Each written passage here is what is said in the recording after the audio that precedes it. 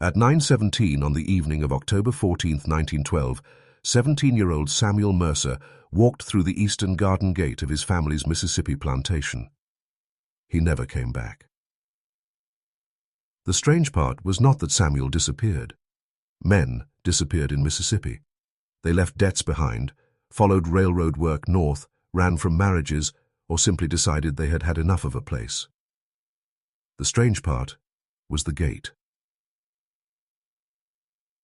For 18 years, every Mercer had obeyed one sentence written into the property deed: nobody enters the eastern garden after sunset. Samuel had laughed at it. His older sister, Clara, was the last person known to speak to him that night. "You can laugh at the rule," she told him from the back porch, "but you don't have to test it." Samuel turned toward the dark garden. "It's a gate, Clara." "No, it's a rule." He smiled. Then he disappeared beyond the trees. Clara waited until 10 o'clock. Then 10:30. At 11:15, she woke their father. By midnight, 4 men from the neighboring farms were carrying lanterns across the Mercer property. They searched the garden, the fields, the drainage ditch, and the road leading toward the river. They found Samuel's hat beside the eastern gate. They found one boot print in the damp soil. They found nothing else. Not a body. Not blood. Not a torn piece of clothing. Nothing. The following morning, Clara went into town and asked Sheriff Amos Bell to organize another search. Bell listened without writing anything down. Then he asked her one question. "Did Samuel go through that gate after sundown?" "Yes." Bell looked toward the courthouse window. "And your father allowed it?" "He didn't know." The sheriff leaned back. "Then leave it that way." Clara stared at him. "What does that mean?" "It means your family has kept that place closed for 18 years. Keep it closed." She wanted an explanation, he got this. For her, none. 3 days later, Samuel was officially listed as missing. The family stopped speaking about the eastern garden. The town did too. But Clara never accepted the explanation that Samuel had simply run away. Because 2 weeks after his disappearance, she found something beneath his bedroom floor. A folded piece of paper. Samuel had written only 6 words. "Clara, don't let them open it." She kept that paper hidden for the rest of her life. And in 1956, when the Mercer property finally passed to the last surviving member of the family, the eastern gate was still standing, the lock was still intact, and the warning in the deed had never been removed. Before we continue, tell me in the comments, what city are you listening from tonight? 18 years before Samuel Mercer vanished, his grandfather had received the property from a man named Elias Vane. Nobody in the Mercer family knew why. The plantation was not particularly valuable in 1894. The house needed repairs, several acres had become difficult to cultivate, and the eastern side of the property was almost useless because of a low stretch of wet ground beyond the garden. Still, Elias Vane had insisted that the Mercer family take it. The deed contained the usual descriptions of acreage, boundaries, wells, roads, and outbuildings. Then came the unusual condition. The eastern garden could be entered during daylight. After sunset, no member of the Mercer family was permitted to pass through its eastern gate. There was no explanation. Samuel's grandfather had thought the restriction ridiculous. His wife had not. She refused to sleep in the eastern rooms of the house, and during the first summer, she made her husband remove the garden key from the kitchen wall. For years, nothing happened. The family planted vegetables there. Children played beneath the pecan trees. Workers repaired the stone path. In daylight, the garden was ordinary. At dusk, however, the gate was locked. Samuel grew up hearing the rule without ever understanding it. By 17, he had decided the adults were protecting a superstition. Clara, 22 and already helping manage the household accounts, knew better than to argue with him directly. She had once asked their father about the deed. He had folded the document and put it back into the safe. "Some things are cheaper left alone," he said. That answer bothered her more than the rule itself. Then, in October 1912, the family began having financial problems. The cotton harvest had been poor. A bank in Vicksburg was demanding payment on a $1,800 note, and the roof over the west wing had begun leaking daily. Their father, Thomas Mercer, spent most evenings at his desk calculating what could be sold.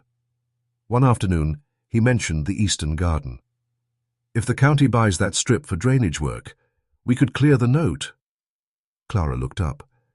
"You said nobody was supposed to disturb it." "That was your grandfather's concern." "You don't believe the deed matters?" "I believe the bank matters." Samuel had been listening from the doorway. "So we're finally opening it?" Thomas gave him a hard look. "Don't be foolish." But the words came too late. That night, Samuel took the old garden key from the desk. Clara saw him slip it into his coat. "Samuel." He stopped. She lowered her voice. "Put it back." He shook his head. "I just want to see what's there." "You've seen it 100 times. Not after dark." He smiled as though he had already won an argument nobody else was having. At 9:17 he opened the eastern gate. Clara watched him disappear between the pecan trees. Then the gate swung slowly shut behind him. She never saw him again. By the following afternoon, Clara had stopped pretending Samuel was coming back on his own. She searched the garden again. In daylight, it looked almost insulting in its normality. Rows of overgrown roses crowded the stone paths. A cracked marble fountain stood beneath 2 pecan trees. Beyond it, the ground dipped toward a narrow drainage channel that eventually emptied into the river. There was nothing frightening about it. That was what made Clara uneasy. She found Samuel's second boot near the eastern wall. It was lying on its side, half covered by leaves. She carried it back to the house. Their father refused to look at it. "Sheriff Bell searched the place," Thomas said. "He searched for 2 hours." "He searched long enough?" Clara stared at him. "You don't sound worried." Thomas finally looked up from his papers. "I am worried." "Then why won't you let me go back through the gate?" His expression changed. Not anger. Something closer to embarrassment. "Because your grandfather made me promise." "What did he tell you?" Thomas said nothing. Clara waited. Finally he whispered, "He said the garden wasn't ours." That was all. 3 days later, a man named Amos Bellamy came to the Mercer property. He was 64, thin as a fence post, and had spent most of his life repairing farm equipment in the neighboring county. Clara knew him by reputation. Bellamy had worked for Elias Vane before the property passed to the Mercers. He stood on the porch holding his hat in both hands. "I heard about the boy." Clara invited him inside. He refused. Instead, he looked past her toward the eastern side of the property. "You found his boot?"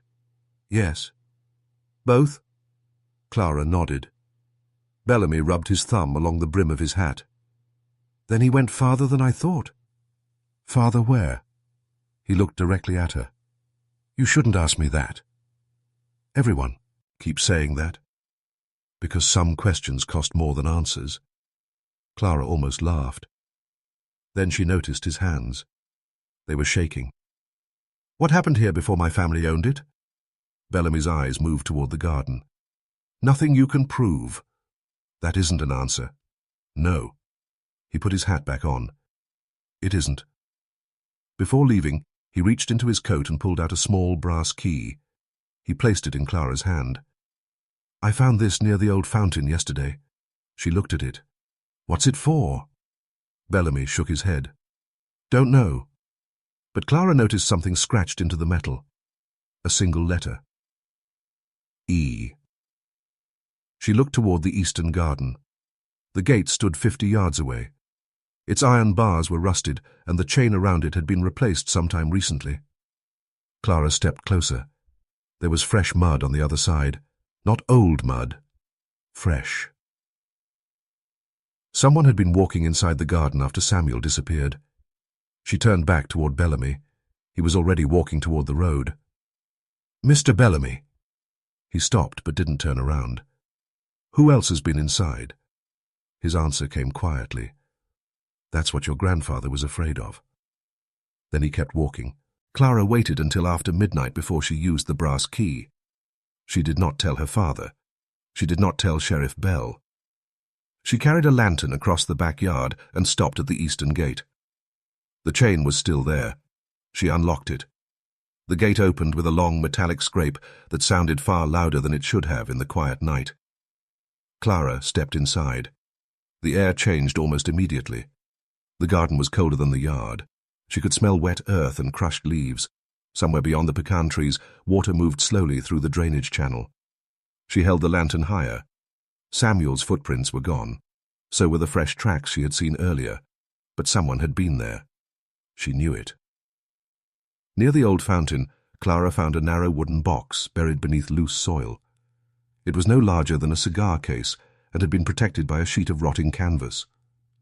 The brass key fit. Inside was a folded piece of paper. Nothing else. Clara unfolded it carefully.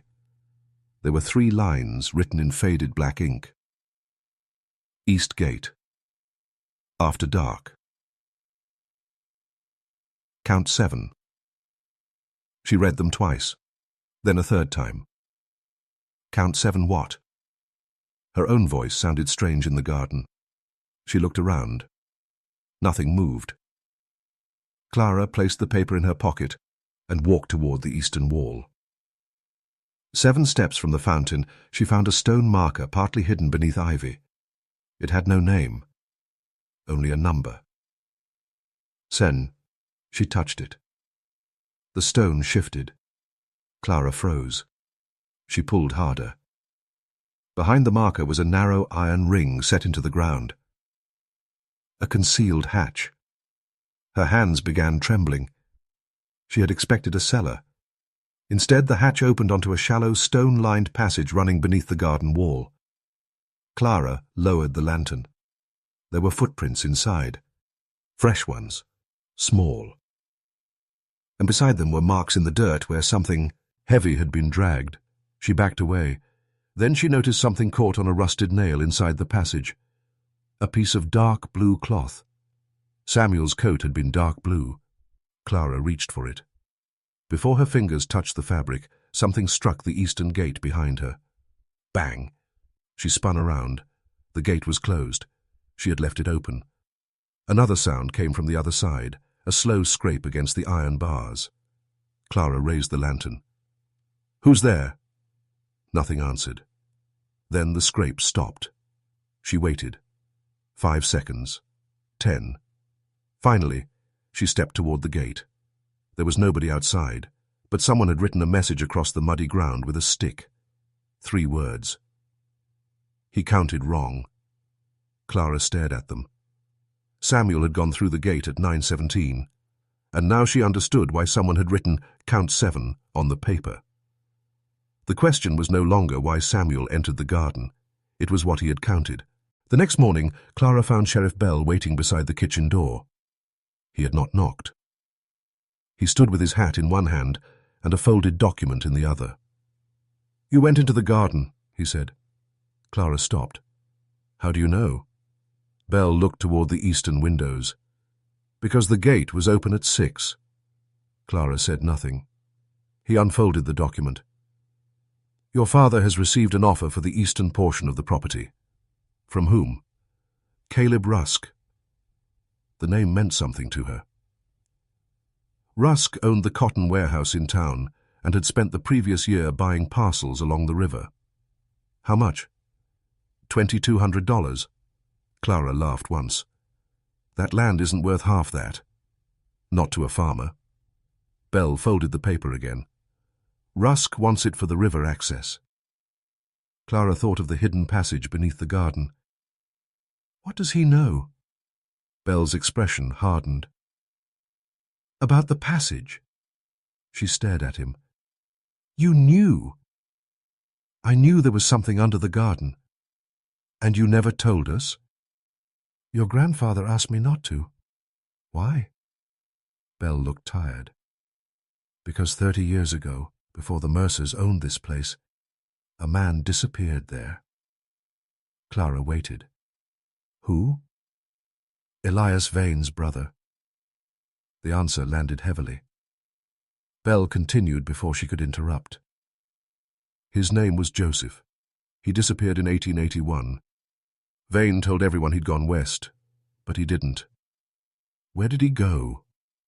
Belle looked toward the hallway. That's the part nobody agrees on. Clara remembered the words in the mud. He counted wrong. She pulled the paper from her pocket. Belle read it. For the first time since arriving, he looked genuinely frightened. Where did you get this? Inside the garden. He folded the message and returned it. Burn it. No. Clara. No. Belle lowered his voice. Your family has already lost one person. And you think I would sell the property? I think you should leave it. Before he could say more, footsteps sounded behind them. Thomas Mercer entered the kitchen. He looked at Belle, then at Clara, then at the paper in her hand. What did you find? Clara told him everything. Her father listened without interrupting. When she finished, he walked to the stove and poured himself coffee. I'll sell the Eastern Tract. Clara stared at him. You can't. We owe the bank $1,800. You're selling it because you're afraid. No. He turned. I'm selling it because I have a family to feed. That afternoon, Caleb Rusk arrived in a black carriage. He was 47, neatly dressed, and carried a leather case. He placed a cashier's check for $2,200 on the dining table. Then he looked at Clara. You should take your father's advice. She pushed the check back. Rusk smiled. That's unfortunate. He collected it. At the doorway, he stopped. Because after tonight, the offer may not be available. Clara watched him leave. Outside, someone had tied a fresh red ribbon around the eastern gate. She knew it had not been there that morning. Clara did not sleep that night. At 2:13 in the morning, she heard footsteps beneath her bedroom window. Not on the porch. In the garden. She remained still and listened. 3 steps. A pause. 2 more. Then nothing. Clara took the lamp from her bedside table and moved to the window. She lifted the curtain only an inch. A figure stood beside the eastern gate. It was too far away to identify. The person was facing the house. Clara lowered the curtain. She waited several minutes before looking again. The figure was gone. The following morning, the eastern gate was locked. The key was missing. Her father denied taking it. So did Belle, Clara said. Thomas looked at her. Why would the sheriff take it? Because someone has been inside. He turned away. Enough. No. Clara placed Samuel's coat fragment on the table. Thomas stared at it. For several seconds, neither spoke. Then he sat down. Where did you find that? Under the garden. His face lost its color. Did you go through the passage? Yes. Thomas closed his eyes. You shouldn't have. Why? He rubbed both hands over his face. Because your grandfather sealed it. With what? Stone. Clara looked toward the eastern windows. Then someone opened it. Her father said nothing. That afternoon, Clara returned to the garden with Amos Bellamy. He carried a crowbar and complained about his knees the entire walk. You shouldn't have brought me, he muttered. You came anyway. That's different. They reached the fountain. Bellamy saw the open hatch and stopped. For a long time he simply stared. Then he whispered, That's not where Joseph went. Clara turned. What? Bellamy pointed toward the opposite wall. The old passage had another entrance. Where? He didn't answer. Instead, he knelt beside the fountain and scraped away dirt with his fingers, a flaw. An iron plate appeared beneath the soil. Clara helped him lift it.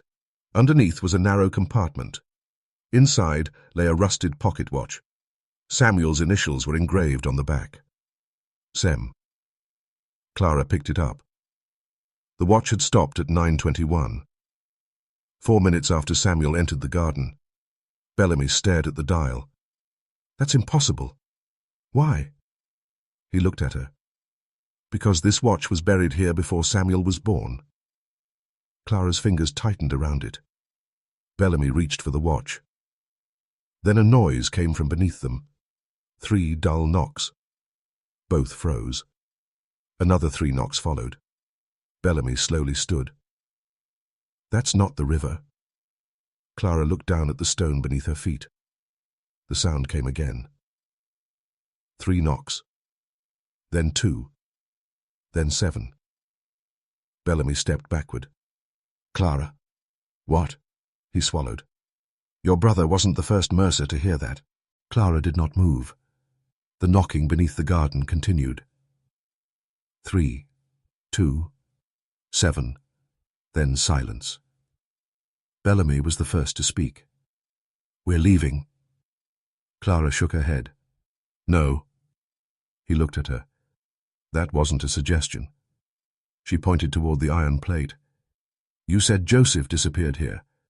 I said he disappeared. I didn't say where. You knew there was another entrance. Bellamy looked away. You've been lying to us. I've been trying to keep you alive. The answer silenced her. They returned to the house before sunset. That evening, Clara searched her grandfather's old desk while her father was in town. Most of the drawers contained account books, receipts, and letters from creditors. The bottom drawer was different. Its lock had been forced years earlier. Inside was a hand-drawn map of the property. Clara spread it across the desk. The house was marked in black ink. The garden was marked in red. Beneath the garden was a series of narrow lines, a passage, then another, and another. At the far eastern boundary, someone had drawn a small square. Beside it were 2 words. Second room. Clara remembered Bellamy's warning. She took the brass key. Back in the garden, she counted 7 stones from the fountain. The 7th stone had a shallow groove cut into its surface. She inserted the key. It turned. A section of the stone wall shifted inward. Behind it was a narrow wooden door. Clara pushed. The room beyond was barely 6 feet wide. There was no furniture, only shelves. On those shelves were dozens of objects. Photographs, pocket watches, letters, keys, small personal belongings. Each item had a name written beneath it. Some names were unfamiliar. Others belonged to members of the Mercer family. Clara found her grandfather's watch, then her grandmother's wedding ring. Then a small wooden horse that had belonged to an uncle who died as a child. Her hands began to shake. At the back of the room stood a metal cabinet. Inside were property records. Clara opened the first folder. Elias Vane. Second folder, Joseph Vane. Third, Samuel Mercer. She pulled it free. Inside was a single sheet dated October 14th, 1912. Samuel's name was written across the top. Beneath it was one sentence. Entered at 9:17. Clara stared. Someone had recorded Samuel's disappearance before the search began. Then she noticed the date at the bottom. It was October 13th, 1 day earlier. She read it again. October 13th. Her brother had not disappeared yet. Yet someone had already written down exactly when he would enter the garden. Clara slowly turned toward the doorway. There were fresh footprints in the dirt outside the room. They were facing inward. Someone had been waiting for her. Clara did not leave the hidden room. She closed the door behind her and stood with her back against it, listening. Nothing. No footsteps, no breathing. Only the faint ticking of the pocket watch in her hand. She looked again at Samuel's file. The page dated October 13th had been written before he disappeared. But there was something else beneath the date. A name. Clara Mercer. Her hands went cold. She pulled the folder apart. Behind the official-looking page was a smaller envelope, yellow with age. Her name was written across it, not in her grandfather's handwriting. Samuels. She opened it. Inside was a letter. Clara, if you're reading this, then I was right about the room. I don't know who keeps these things here. I don't know why our family was told never to come through the eastern gate after dark. But I know the rule was never about the garden. It was about what the garden keeps. I found the old records 3 nights ago. Joseph Vane wasn't the first.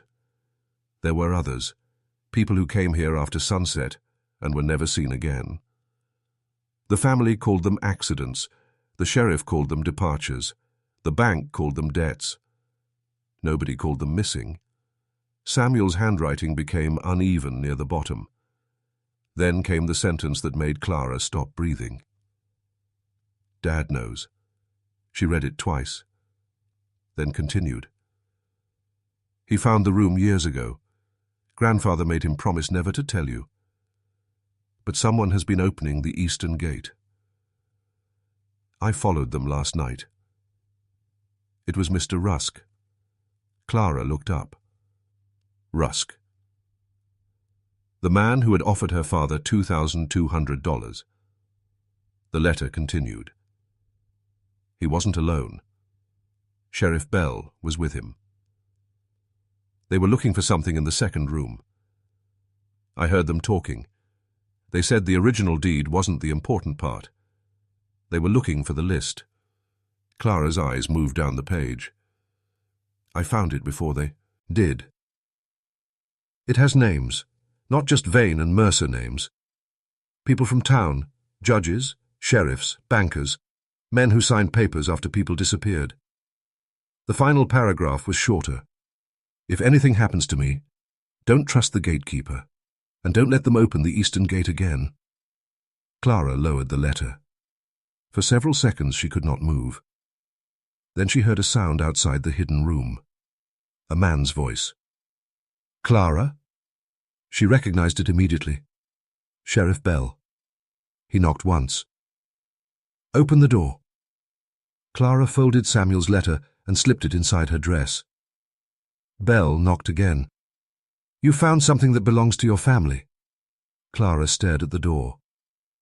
What happened to Samuel? Silence. Then Bell answered. He found the list. Her heart sank. And what did you do? Another pause. We tried to keep him from opening the gate. Clara looked at the old photographs lining the walls. Suddenly, the objects no longer looked like relics. They looked like evidence. She stepped away from the door. Bell's voice became quieter. Clara, you have 10 seconds to come out. She looked at Samuel's letter one last time. Then she noticed something she had missed. At the very bottom, beneath his signature, Samuel had written 7 words. The 7th name belongs to your father. Clara did not answer the sheriff. Instead, she stepped backward and found the iron latch hidden beneath the shelf.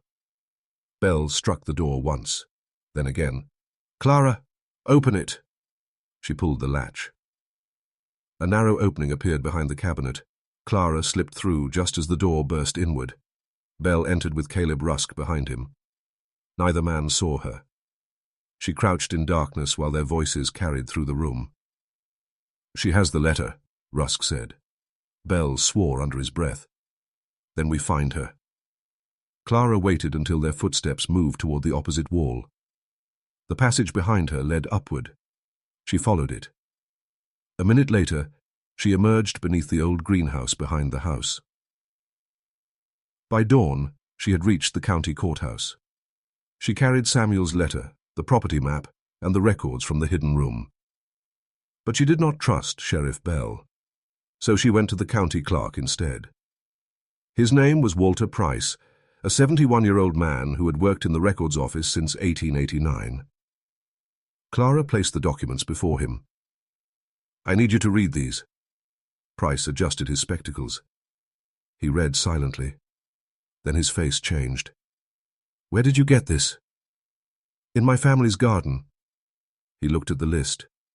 There were 7 names. The first belonged to Elias Vane, the second to Joseph Vane, the third to a county judge, the fourth to a bank president, the fifth to Sheriff Bell's father, the sixth to Caleb Rusk's father. The seventh was Thomas Mercer, Clara's father. Price looked at her. "Your father signed this?" "No." "Then why is his name here?" Clara pulled Samuel's letter from her coat. "Because my brother found out what happened." By noon, Price had located the original deed. There was a second page missing from the Mercer copy. The original contained a clause that had been deliberately removed from every later copy. It did not prohibit entry into the eastern garden. It prohibited anyone from disturbing the underground records after sunset. The garden itself had never been cursed. The rule had been created to protect evidence. For decades, the men named in the records had used the property to hide financial documents and evidence connected to people they had forced off their land. Samuel had discovered the records. Rusk had followed him. And Thomas Mercer had helped keep the secret buried. Clara confronted her father that evening. He did not deny it. "I thought they would kill you," he said. "You let me believe Samuel was gone. I thought he was dead. Where is he?" Thomas looked toward the floor. Then he whispered the answer. "He isn't." Clara froze. Her father continued. "Samuel escaped through the river passage. He's been hiding 11 miles north of here." She stared at him. "You knew?" "I found him 3 days ago." "Why didn't you bring him home?" Thomas lowered his head. "Because Rusk threatened to kill Clara." The room became silent. Clara understood. Samuel had not disappeared because the garden had taken him. He had disappeared because his family had been trying to keep him alive. Samuel came home before sunrise. Clara saw him standing at the end of the road, thinner than she remembered, wearing the same dark coat he had disappeared in. For several seconds, neither of them moved. Then Clara ran. Samuel caught her before she reached him. "You took your time," he whispered. She laughed through tears. "You scared 10 years off my life." "I know." Behind them, Thomas stood on the porch. He looked older than he had the night before. Samuel walked past him without speaking. The Mercer family did not sell the eastern property. Within a month, the county opened an investigation into the records found beneath the garden. Caleb Rusk left Mississippi before the first hearing. Sheriff Bell resigned rather than testify, but his testimony was eventually obtained through a deposition. The names in Samuel's list were not enough to prove every disappearance. They were enough to reopen several cases. Joseph Vane's name was one of them. So was the name of a 17-year-old farmhand who had vanished in 1892. And another man whose family had spent 20 years believing he had gone west. The hidden room was photographed, catalogued, and sealed. Clara refused to let it be destroyed. Instead, she had the records transferred to the county archive. The eastern gate remained standing, but the lock was removed. Years later, Clara would tell people that the most frightening thing about the garden had never been what happened there. It was how ordinary everything had looked while people were being erased. In 1924, she returned to the property with Samuel. The house had changed. The old greenhouse was gone. The fountain had collapsed. Most of the garden had been cleared. But the eastern gate remained. Samuel carried a small wooden box. Inside was his brother's old pocket watch. He placed it beneath the pecan tree where Clara had first fallen, and the hidden passage. Then he looked at the gate. "You still afraid of it?" Clara shook her head. "No."